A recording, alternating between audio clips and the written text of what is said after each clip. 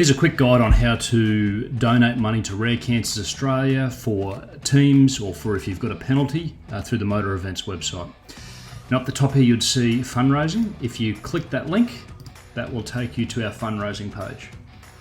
Now you put in your donation amount, no need to put in cents or put in decimal points, just have whole numbers, or you can use the little buttons to go up and down to your desired number. So we're going to donate $100.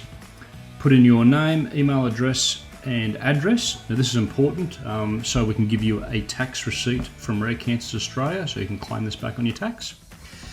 And then what we want to do is pick the team that you want to fundraise for. And you don't have to do this, but if you're donating for a team, this goes towards winning prizes during the events, and also the biggest fundraisers for the year will get their vehicle put on our t-shirt design for the following year. So we'll donate to one of the Captain Morgan's Revengers team, and we'll go through and we'll find our team that we're going to donate for, which we'll do Joel's Comics Racing, and that will go to the leaderboard and contribute to that team. Then it's a simple matter of clicking the donate button and putting in your credit card details and clicking pay.